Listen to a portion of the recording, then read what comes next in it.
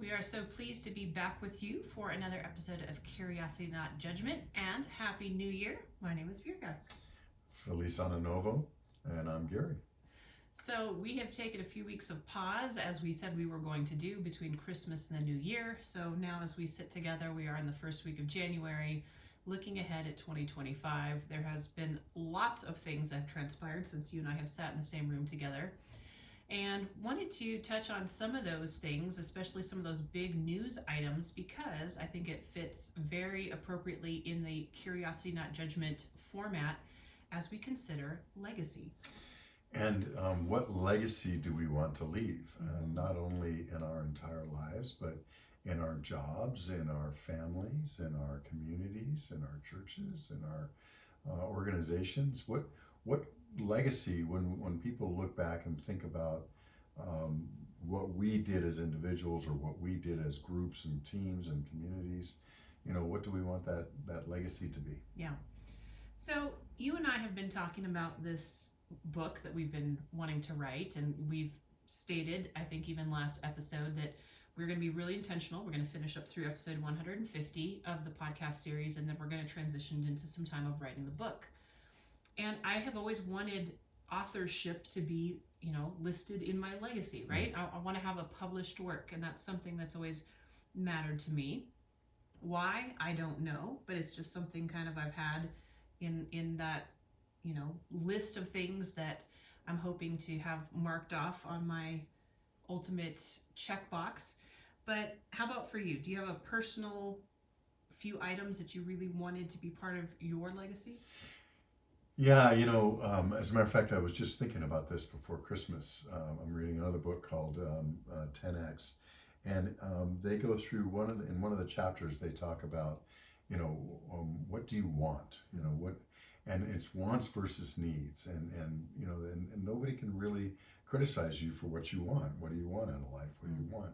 And so I've been thinking about what I want, and I think what I want is to have a really good influence on family and friends, and to be able to do things with family and friends and work on relationships. I think even when I was in my 20s and I was writing my goals for when I was 50, that seemed like such a big deal back then, and 50 seemed like forever away. And I remember thinking even at that time I wanted to spend about 50% of my time on relationships. So I've always had a sense in my life that relationships and positive influence on people was a big deal. So it's funny you say, I think I want author to be in my list of things in my legacy. I feel like author is a means to an end, and that end is a positive influence. And sometimes, certainly being an author gives you some credibility in influence and being able to influence people. But I think that's, for me, the authorship is taking the time and the discipline to write down some deep thinking and then be able to influence others in a positive way as a result. I am so glad that you brought that up. I think we all have kind of these measurables that we want to have said that we've accomplished by the time that we get to the end of our life, right? I want to get my master's, I want to run a marathon, I want to travel and see 10 countries, whatever your particular list is comprised of. But to your point, many times the actual heart behind that accomplishment is really going to be dependent on relationship. It's going to be dependent on discipline and character development and a lot of the soft skills that are going to make an impact on the people in our lives. Yeah, exactly. And there's different people who are looking for different things too. So I love how you're thinking about the motivation behind things. But for me, I'm always the kind of person who likes to share things with people, right? There was one point in my life where I was going to London every 6 weeks, and people say, "Oh, so you've seen all the sites?" It's like, no, because I'm going by myself, and I don't like to do things by myself, right? I don't like to go to dinner by myself, or a movie by myself, or to see something by myself necessarily. I like to share things. Other people are totally happy doing that, and it's not right or wrong, it's just different. But when you say things like about influence and where we want to go with our legacy, for me, I want that legacy to matter to people around me, and I want to share that legacy with people. Yes. I think that is so key. And, starting on some of those curious questions, if you've had this burning desire to have these goals accomplished by the end of life, how are you sharing that experience with others? Because I guarantee you, at your funeral service, nobody is going to care that you authored a book, especially if, you forsook relationship, you shut people out, whatever the case may be, so you can accomplish that goal. But if you brought people along in the process and valued their input and had rich and gracious conversation, then the book means something much different. Exactly. And again, and that goes back to it. And there's a famous quote. I'm sorry, I can't remember the person who said it. You probably know her, but it's, people don't care how much you know unless they know how much you care. And it goes right along the lines of what you're saying there. If for me, if I can't share that influence and kind of be like a high five with other folks at the end, or hear about how that influence has positively affected someone, then it's less meaningful for me. Mm-hmm. In this time in history, we've got some transition about to happen, and then we have the passing of a notable leader. So we are getting ready to wrap up the Biden administration, and you were commenting to me prior to us starting the recording is that you were thinking about him and what his legacy was, and maybe even in his own mind what his legacy is. And then the other piece of, kind of world news is that we had the passing of former President Carter at the age of 100. And very different individuals, very different marks on American history and government and politics and all those things.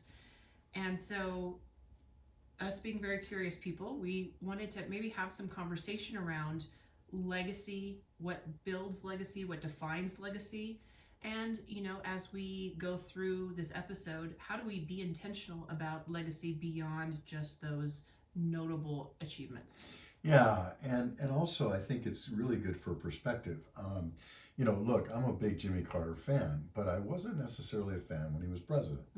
I wasn't really aligned with some of his policies. I didn't think he handled some of the things well, and etc.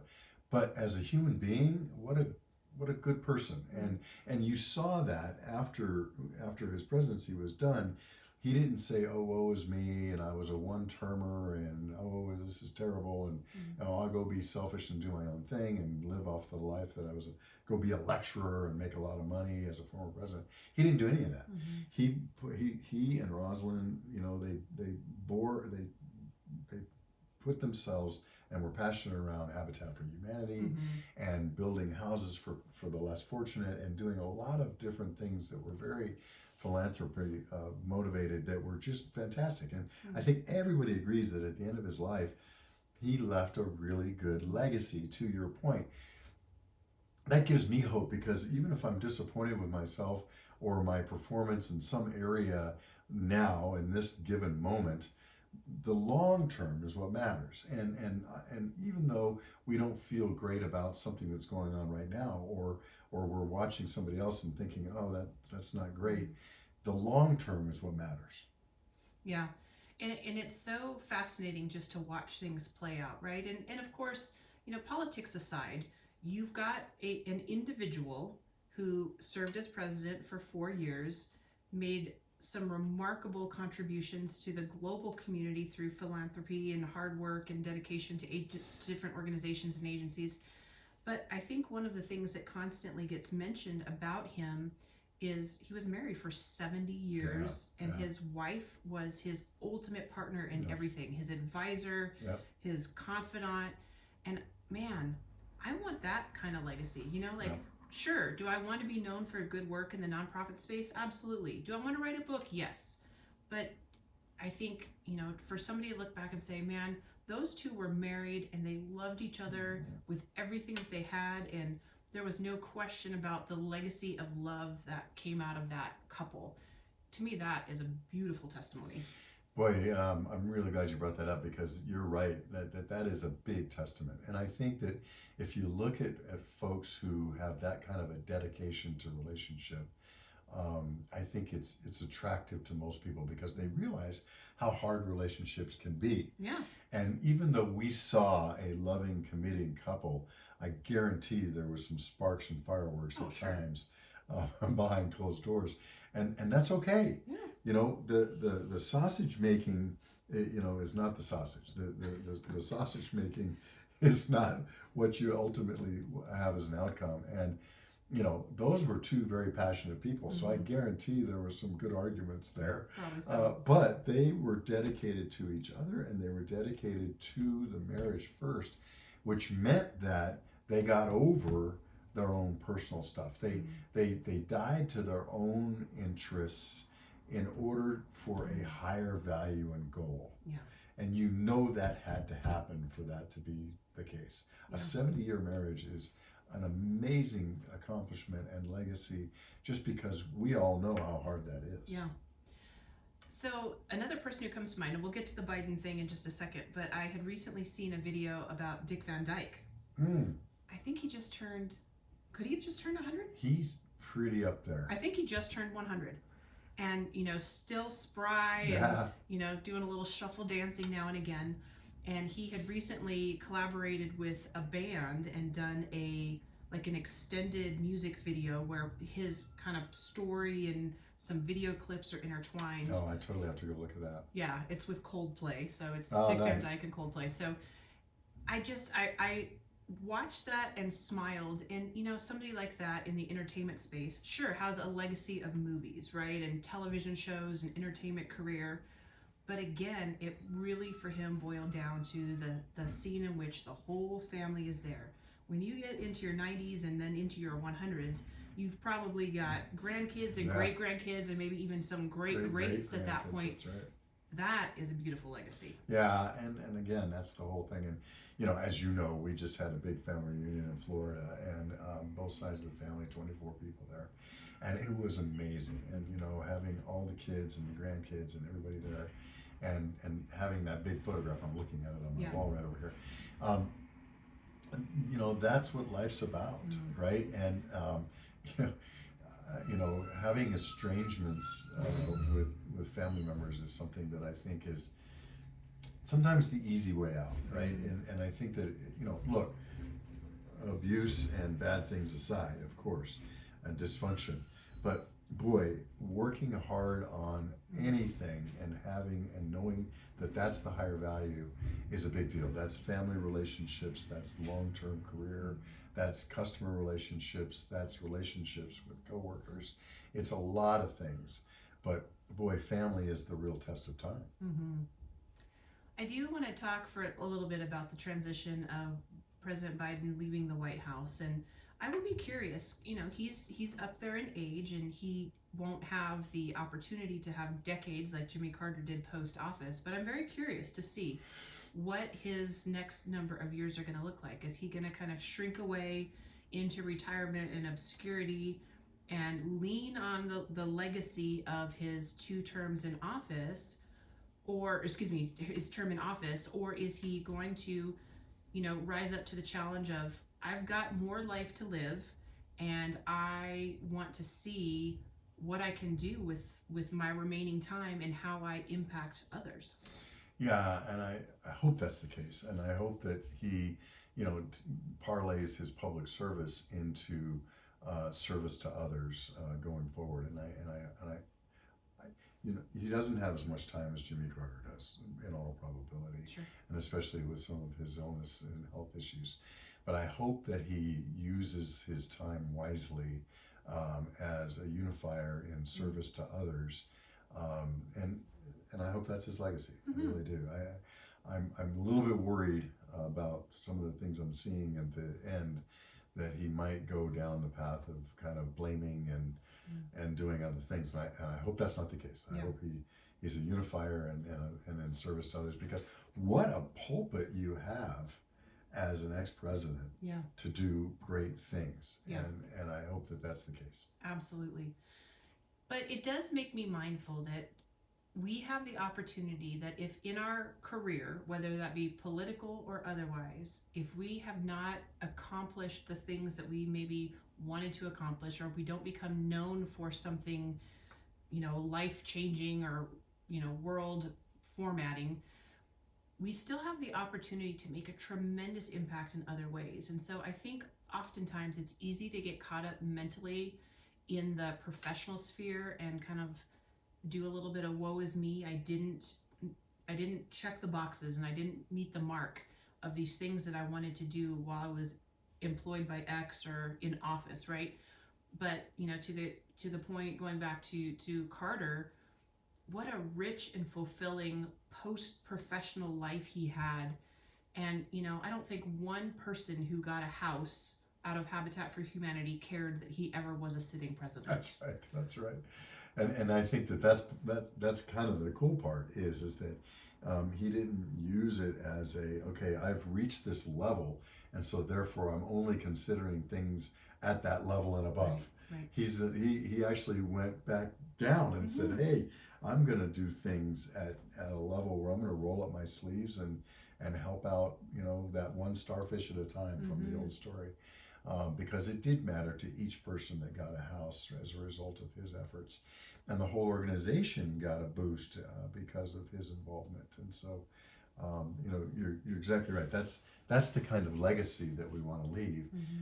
Can we, when you said the whole thing about missing the mark, again, going back to that gap versus gain that I read about recently from Dan Sullivan and his works, and there's a book on it called Gap and the Gain, and it's, look, what did I do with my life? What did I do with the skills that I had? What did I do with the circumstances, sometimes harsh, that I had in my life? If we compare ourselves to others, it's never going to be good. If we compare ourselves to the progress that we've made in the last 90 days, 6 months, year, 2 years, we can be pretty satisfied with the life that we've led. And if we get so focused and get stressed out about what we didn't accomplish, that's going to affect those relationships that we just talked about, which are more important for the legacy. Yeah. So if we can just be happy with the accomplishments that we've had and just say, look, I was reading over the break about the principle of Kaizen. Kaizen in Japanese, and I may not be saying the word properly, and I've heard it multiple different ways, but Kaizen says, don't try to swallow everything at once. Don't try to do, if you've got a goal in mind, don't try to do the whole thing tomorrow. Break it up into little bits and make daily little strides and progress towards that. And I think if we think about that, that's something we can all do. We can always make a little bit of progress towards something and be happy with that progress, as opposed to not being happy until we meet some goal. Yeah. So let's spin in some curious questions around this and really talk about relationship building as we look to leave a legacy. They don't have to be mutually exclusive. If we have professional or personal goals that we want to meet, they can accomplish relationship building along the way. So I mentioned running a marathon. You would think, well, of course that's personal. You're not going to have anybody run it for you. No, but you could absolutely take your time to train with someone, right? You could find somebody who has maybe some health goals. Maybe they're struggling with their weight and they need some accountability, or they need some partnership in stepping out of a lifestyle of maybe some lethargy and needing to get moving. They're not going to run the marathon with you, but could you train with them, 30 minutes once a week and teach them some skills and form around running, right? Can you be intentional to draw people into relationship as you're pursuing personal goals in order to leave a legacy? Yeah, and boy, so many good points there. One of them is, and if you're the person who's on the other end of that. So, for instance, I had a brother-in-law who was very much into cycling, and I could train with him on his light days, and I could do 20 miles on a bicycle at a certain pace, because that's one of his light days. Thank goodness, because that was my heavy day, right? So you can do it from the other side too. But I also have a friend who's a marathon runner, I don't know if you know her, but anyway, her name is Jane, and she involves others because all along, and she actually does Ironman also. She asks people for hey, what do you need a prayer for? What do you need me to think about for you? And then as she goes through, she does that with each of the people that give her something. That's cool. For her to pray about. So she's involving others in that, right? And talk about relationship building in something that's kind of we usually think of, as you said, like an isolating one man thing. Right. This is something that she does where she involves many people in each time she races. Yeah. Well, and then going back even to the example of writing a book, and I can only speak for myself on this one, it is a goal, but through this whole process, we have wanted this to be community. We always welcome feedback. We welcome questions. We welcome ideas and, any contributions that you all have. And I think that has always been the quest for you and I. We want anything that we write, anything that we speak, to be about improving relationships, personal and professional. And so I don't want it to be a selfish goal. I do want it to be part of legacy, but I want to bring other people with me in the journey. Yeah, amen. And that's the whole point of the legacy, is the people who have a great legacy that's attractive to others. Their motivation isn't the legacy. The motivation is to do these things and have this effect on people, and then that legacy is a result. And I think that's the key. So the curious question is, what am I doing right now that can bring other people along into a legacy that makes sense to me, and that it fits who I am and who I want to be ultimately. Yeah, absolutely. And I know we've had a past podcast entitled, Planning Your Own Funeral. And if you were to think about that day and who's in the room and what would you want them to say about you, this really fits with that concept. It's a different angle, but I think it is something that deserves some thought and some attention as we consider the work that we're doing, the time that we're investing for ourselves into what we want our legacy to be and who we're looping into the process. Yeah. And, and careful what you want, what you say you want out there, right? I mean, if you're sitting there beating yourself up saying, I never became that, 100 millionaire that I wanted to be, like I see so-and-so and so-and-so. Well, you know what? They've got different challenges in their lives. Sure. Everybody's got certain challenges in their lives. And the one person who became very, very wealthy and said, I wish everybody I knew had $100 million so that they could see that that's not the answer.